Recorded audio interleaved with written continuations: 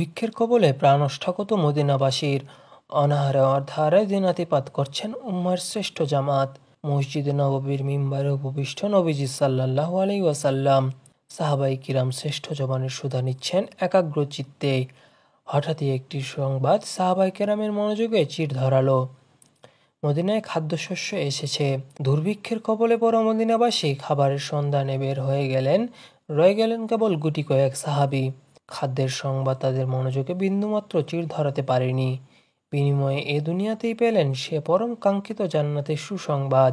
নবীজি সাল্লাল্লাহু আলাইহি ওয়াসাল্লাম তাদের নাম ধরে ধরে ঘোষণা করে বললেন, আবু বকর জান্নাতি, ওমর জান্নাতি, ওসমান জান্নাতি, আলী জান্নাতি, তালহা জান্নাতি, জুবাইর ইবনুল আওয়াম জান্নাতি, আব্দুর রহমান ইবনে আউফ জান্নাতি, সাদ ইবনে আবি ওয়াক্কাস জান্নাতি, সাইদ ইবনে জাইদ জান্নাতি এবং আবু উবাইদা ইবনুল জাররাহ জান্নাতি।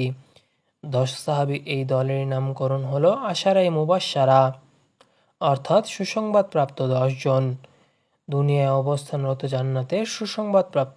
যারা দুনিয়াতে জান্নাতের সুসংবাদপ্রাপ্ত অসংখ্য সাহাবীর মধ্যে প্রখ্যাত 10 জন, যাদের জীবনাচরে রয়েছে উম্মার শ্রেষ্ঠ পাথেয়। তাদের প্রতিটি কাজ উম্মার জন্য স্বীকৃত দর্শন।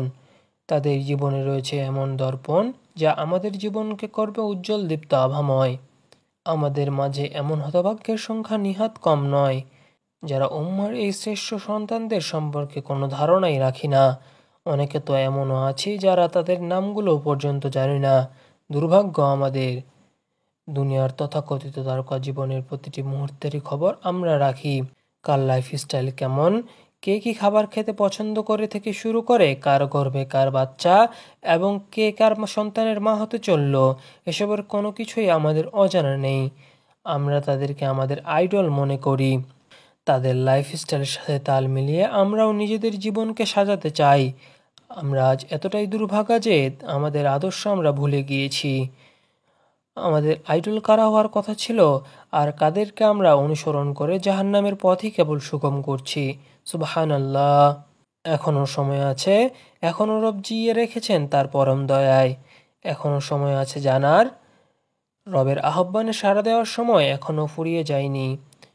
দুনিয়ার সব নষ্ট আর ভ্রষ্ট তথাকথিত তারকা জীবনকে ছুঁড়ে ফেলে আমাদের সত্যিকারের আইডল, সত্যিকারের তারকা জীবনকে বেছে নেওয়ার সুযোগ এখনও আল্লাহ তাআলা আমাদের দিয়ে রেখেছেন।